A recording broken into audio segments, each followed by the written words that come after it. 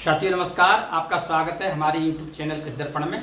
आज साथियों मैं आपको जो है NPK 05234 के क्या है, इसके क्या फायदे हैं, कहाँ प्रयोग करना चाहिए, क्या इसके प्रयोग की विधि है, इस विषय को सारगर्भित तरीके से आपके सामने प्रस्तुत करूँगा।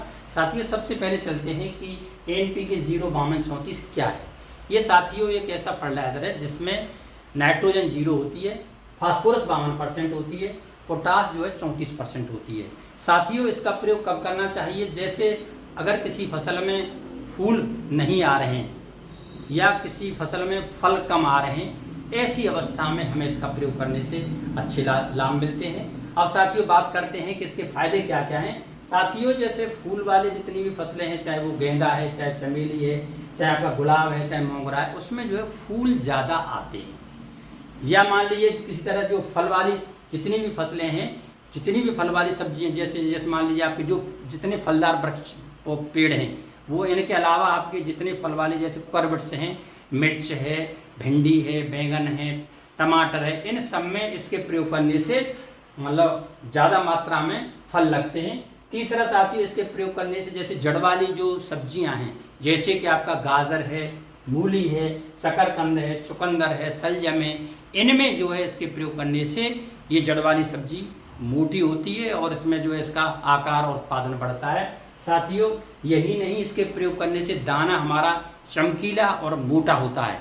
इसके अलावा ये साथियों जो है एंजाइम को एक्टिवेट करती है, दूसरा ये है कि इसके प्रयोग करने से स्टार्च और शर्करा का निर्माण होता है। साथियों इसके प्रयोग करने से फसलों में रोग कम लगते हैं, रोग प्रतिरोधक क्षमता बढ़ाता है और ये जो है जड़ से लेकर के भोजन को कैरियर का काम करता है, माने दाने तक इसको मतलब भोजन को पहुंचाता है। इतने ढेर सारे काम आपके जो है इस उर्वरक के हैं। अब साथियों हम बात करते हैं कि इसकी आवश्यकता क्यों पड़ी। जैसे साथियों नाइट्रोजन, फास्फोरस और पोटास, ये तीन उर्वरक जो बेसिक हैं। अमूमन नाइट्रोजन का प्रयोग जो है हम कुछ जमीन में करते हैं, कुछ टॉप ड्रेसिंग में करते हैं और कुछ पानी छिड़काव में करते हैं, परंतु फास्फोरस और पोटास इनका जो है प्रयोग जो है हम केवल जमीन में ही करते हैं। यदि किसी तरीके से हमारी फसल में इसके कमी के लक्षण दिखाई दें तो फिर उसकी पूर्ति के लिए होने वाले उर्वरक कौन कौन से हैं, जैसे कि आपका सुपर फास्फेट है, म्यूरेट ऑफ पोटास है, DAP है। इन उर्वरकों को हम जो है किसी तरीके से ऊपर ज़मीन में नहीं दे सकते हैं, क्योंकि इसकी संस्तुति नहीं है और ये जहाँ डालते हैं वहीं फिक्स हो जाते हैं।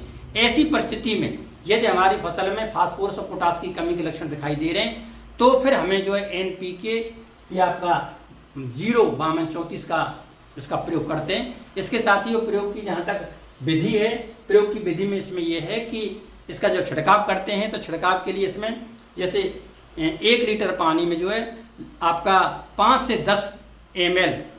10 ग्राम जो है इसको घोल बना करके छिड़काव करते हैं। साथियों इसका छिड़काव लगभग हमें 10 दिन के अंतर पर 2-3 छिड़काव करने पर ही उसकी कमी की मतलब पूर्ति होती है।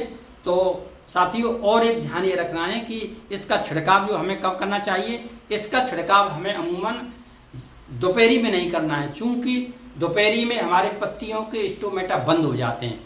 सुबह करना है जब ओस छूट जाए, या फिर शाम को कब करना है जब हमारे स्टोमेटा खुले यानी धूप कम हो, तो इस तरह इसका प्रयोग करना है। अब साथियों हमें इसके मतलब सारांश के रूप में कहें तो हमें वास्तव में NPK 05234 का प्रयोग तभी करना है जबकि फसल पर इसकी कमी के लक्षण दिखाई दें।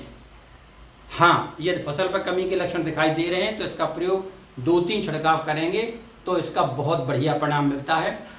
इसके प्रयोग करने से फूल ज़्यादा बनते हैं, फल ज़्यादा लगते हैं, जड़ों का विकास अच्छा होता है, एंजाइम एक्टिवेट होते हैं, ये सारे काम बहुत अच्छा करता है। जहाँ तक इसकी डोज की बात है, इसकी मात्रा जैसे 1 एकड़ में 1 किलोग्राम के लगभग लगती है और पानी छिड़काव में ये जो है हमारा 5 से 10 ग्राम प्रति लीटर पानी के हिसाब से इसका छिड़काव करते हैं। तो साथियों ये जो है इसके अच्छे परिणाम हैं।